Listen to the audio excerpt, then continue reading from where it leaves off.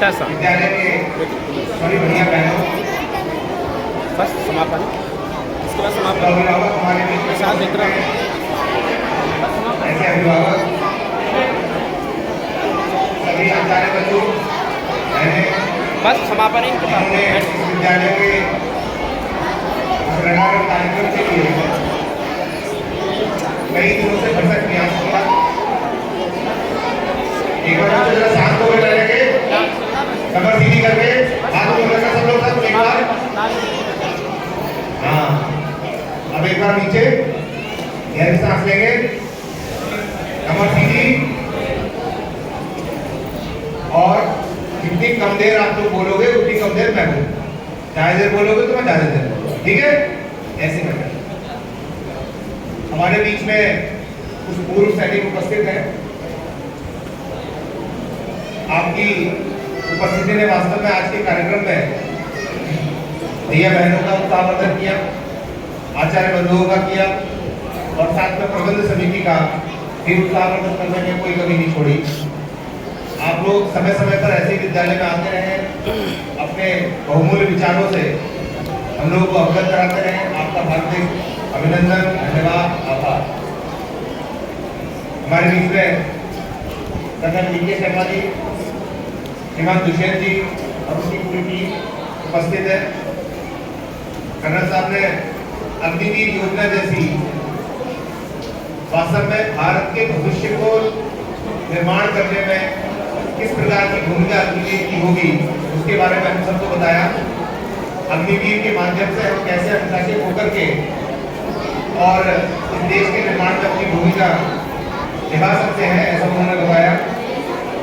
आज के कार्यक्रम के मुख्य अतिथि श्रीमान मुनीर जी, जो अपने सभी विद्यालयों की संचालन समिति, जो शिशु शिक्षा समिति है, उसके मंत्री के नाते से समय से सभी विद्यालयों अनुभव और दिशा निर्देश देते रहते हैं। इस विद्यालय की प्रबंध समिति और विद्यालय की पूरी टीम, इसमें आचार्य बंधु बहनें सब शामिल हैं। आप लोगों ने पिछले समय में जो अच्छे काम किए हैं उन्होंने हम लोगों का उत्साहवर्धन किया। निश्चित रूप से आगे भी योजनाबद्ध तरीके से हम लोग इसी प्रकार से काम करेंगे और आपके विश्वास पर खरे उतरेंगे। विद्यालय के प्रधानाचार्य और उनकी टीम, जिन्होंने बड़ी मेहनत करके इतना सुंदर कार्यक्रम कराया, और सबसे बड़ी बात क्या है, आप लोगों की लिए धन्यवाद, जिन्होंने शांति के साथ में सारा कार्यक्रम अच्छे से सुना, समझा और देखा। स्वतंत्रता संग्राम की समाप्ति पर भारत देश आजाद हुआ, लेकिन आजाद होने से पहले, एक दिन पहले, इस देश ने एक त्रासदी भी थी, और ये देश दो टुकड़ों में विभाजित हो गया, और बाद में जाकर के तीन। किसी भी सच्चे देश के सपूतों के लिए, सच्चे देश के नागरिकों के लिए मन में एक चीज भी होनी चाहिए कि हमारी भारत भूमि का एक बड़ा हिस्सा सही से बैठ जाओ, टूटकर अलग हो गया, और इतिहास के बड़े कालखंड में 60 वर्ष, 70 वर्ष, 100 वर्ष के कोई महत्व नहीं होता। न जाने आप लोगों के प्रयास से आपकी पीढ़ी या उससे आगे वाली वाली पीढ़ी इस भारत देश को पुनः एकजुट, एक राष्ट्र के रूप में देख पाए, ऐसी मैं कामना करता हूँ। और इस समय पर अटल जी के द्वारा लिखी गई ये कविता, खंडित भारत को पुनः अखंड बनाएंगे, गिलगित से गैरों पर्वत तक आजादी पर्व मनाएंगे। उस स्वर्ण दिवस के लिए उठे, कमर कसे, बलिदान करें, जो पाया उसमें खो ना जाए, सारा कुछ निकाल दूंगा, टेंशन करें। इस संकल्प के बता दूंगा, इतना परेशान कर रहे हैं, ठीक है ना? जय हिंद, जय भारत।